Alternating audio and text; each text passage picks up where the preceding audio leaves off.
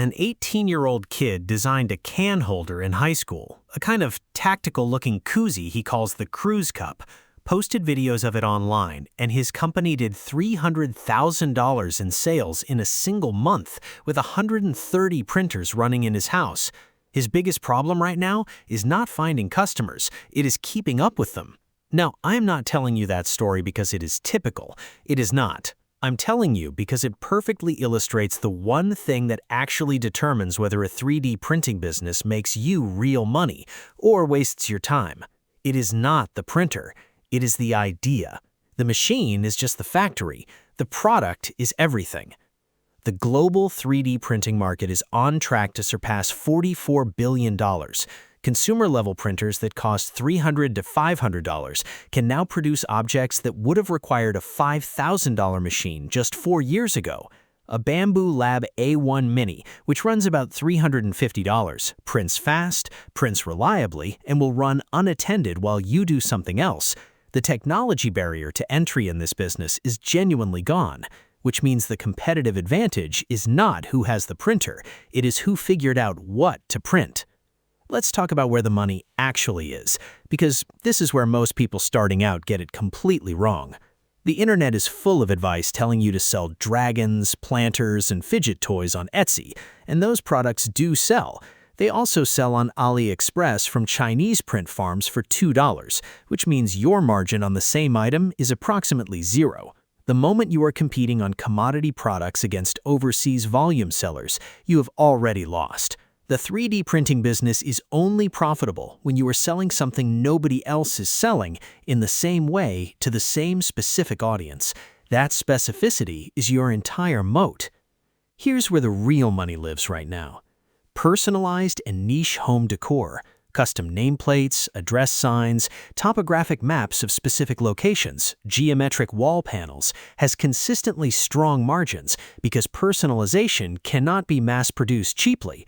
A custom address plaque with someone's street name and house number costs you about $1.50 in filament and sells for $35 to $55. That's a real margin.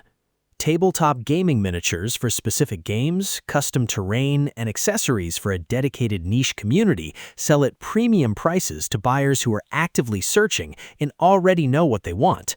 Functional replacement parts and custom components for specific tools, appliances, or equipment are the highest margin category of all because the customer has a specific problem and your print is the exact solution.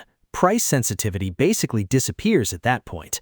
And B2B prototyping and signage for small local businesses, restaurants, cafes, boutique shops that want custom interior signage or product prototypes is where operators who invest in learning basic design software unlock a completely different income level. Design time for B2B clients runs at $100 or more per hour, and repeat orders are common once you've delivered something they love. Now the startup cost, and this is genuinely one of the most accessible entry points on this channel. A solid entry-level FDM printer, like the Bambu Lab A1 or the Creality Ender series, runs $250 to $500. An SLA resin printer for higher detail products like jewelry, miniatures, and dental models runs $300 to $2,500. Your first kilogram of PLA filament, which produces roughly 60 to 80 small to medium items depending on fill percentage, costs about $20. A basic set of finishing tools, curing station if you go resin, and packaging materials adds another $100 to $200. A basic Shopify store or Etsy setup costs essentially nothing to start. Business registration runs $50 to $300.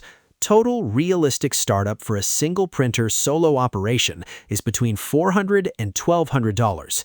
Making this one of the lowest barriers to entry of any product-based business that can scale to 5 figures a month. The honest income math looks like this. A solo operator with one printer running well, selling in a focused niche with good photography and a clean listing strategy, realistically clears $500 to $2,500 a month in profits after materials, electricity, platform fees, and their own time valued at $20 an hour. With 2 to 4 printers and a niche that's working, that range moves to $2,000 to $5,000 a month. A proper print farm of 5 to 15 printers with disciplined sourcing, strong sales systems, and genuine niche ownership can clear $5,000 to $15,000 in operating profit. Operating margins in this business run 40 to 60% on well-chosen products, higher than almost any other physical product business at this scale. 3 things will kill your 3D printing business before it gets started. Selling generic products against mass overseas competition, already covered but worth saying twice because it's the most common mistake. Copyright infringement, just because a model exists online does not mean you can sell prints of it. Characters from movies, games, and anime are aggressively protected, and Etsy and Amazon will shut your shop down. Build original designs or license properly from the start.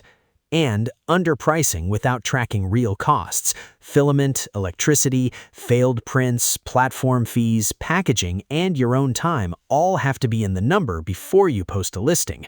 Operators who forget to cost their own time consistently underestimate their real margin by 30 to 50%. The scaling path from one printer is clean.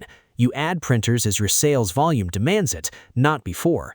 You build an email list from your marketplace customers because Etsy and Amazon customers are technically the platform's customers, not yours. You move your best sellers to your own Shopify store where margins are significantly higher. You develop one original product that you own completely, the design, the brand, the listing, and you build from that rather than selling the same items as everyone else in the same marketplace at the same price. $300, one printer, one genuinely specific idea for a specific audience. That's the entire starting point for a business that an 18-year-old kid ran to $300,000 in a month. You don't need to match that number. You just need to find your version of the can holder. If breakdowns like this are useful, subscribe to the channel. Every video, one real business, the actual numbers, and an honest picture of what it takes to build it.